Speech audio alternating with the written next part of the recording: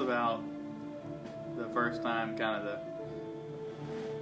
I've read it in your book, but the first time you kind of realized that this isn't something you've seen on a movie screen, that when did it become real to you that you were really in a war? Well, we were on the way in. We were about the 12th or 13th wave. We could see the island. We could see all the fighter planes shooting rockets and napalm and machine gunning positions.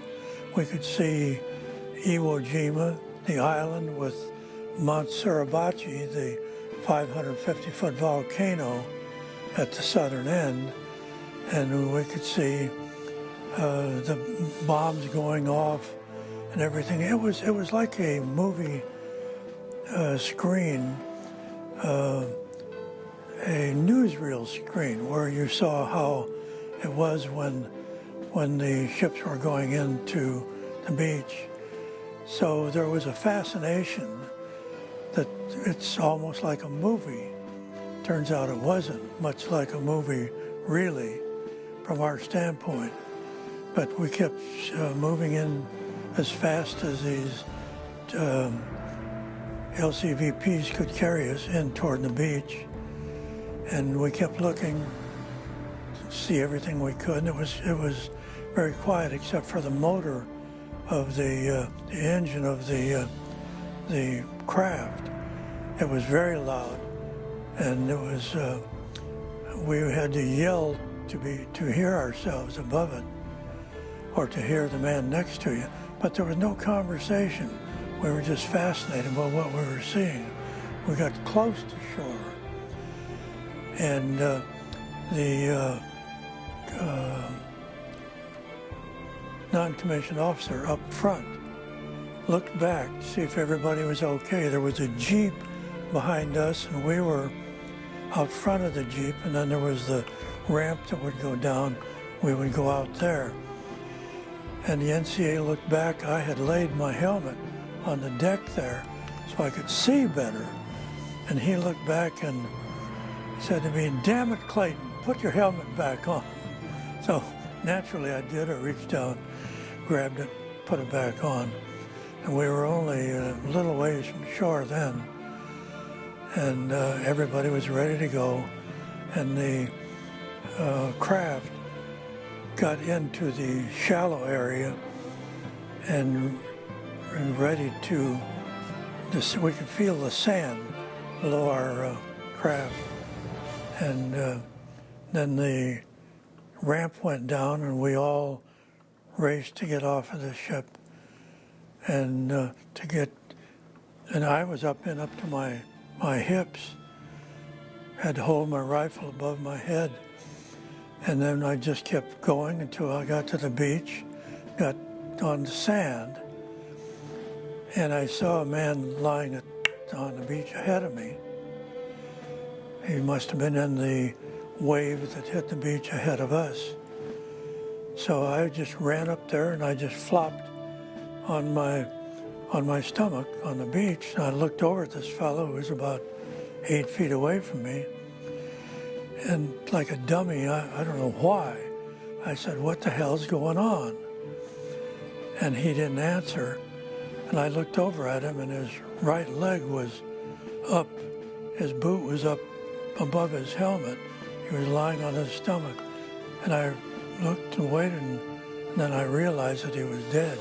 He'd been hit almost immediately after he got off the landing craft. So I got up and started running toward where we knew our command post was going to be, which was down at the south end of Motoyama Airfield, number 1. So I just ran up that way, and I realized that this was the first dead man that I'd ever seen, other than somebody in a funeral parlor in a casket or something. But then this became very real to me. It could have been me. Next time it might be me. Whenever you saw him laying there, and of course, obviously you're going up to shore and seeing just battles going on all around you and stuff, did you ever think to yourself, this could be the last day I'm alive? You know, I was 19 at the time, and you have that invincible feeling. It happens to the other guy, but for some reason it won't happen to you. And I'm sure that's what most men feel when they first go into combat. And then somebody gets hit or somebody gets shot with a machine gun or something and dies on the spot. And then it is him. It's a strange thing. How long did you end up staying out at Iwo Jima? We were there for 36 days.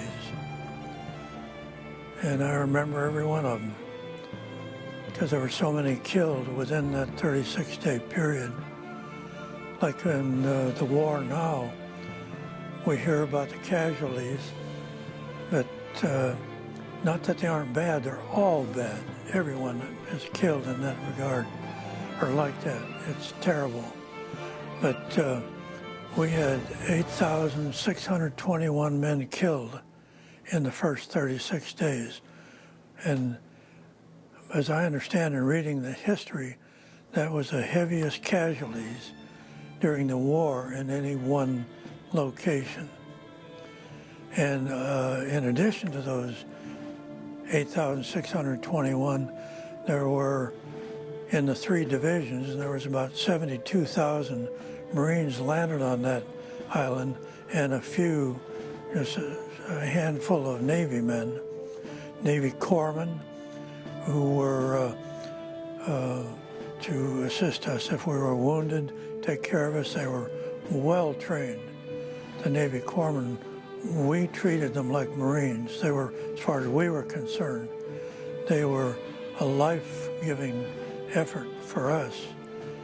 But we were there for 36 days, and in other casualties, other than killed, there were, I think, something like 17,000 wounded, and some of them really terribly badly wounded,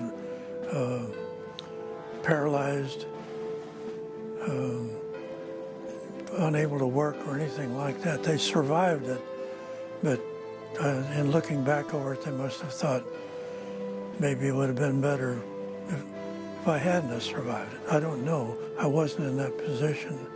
Fortunately, I wasn't wounded because I was in a headquarters battalion. And our war on Iwo Jima was only about 5 days. After the flag was raised on Mount Suribachi, the 28th Regiment, which took Suribachi, went through our lines, and then all of the infantry troops were going up to the north to fight their way north to the north end of the island. And we were staying in the headquarters company, working radios to sometimes to other radio locations, communicating between one station and another. We just stayed where we were at the south end of Motoyama Airfield number 1. So if we weren't injured or wounded in that period of time, the likelihood is that we wouldn't be.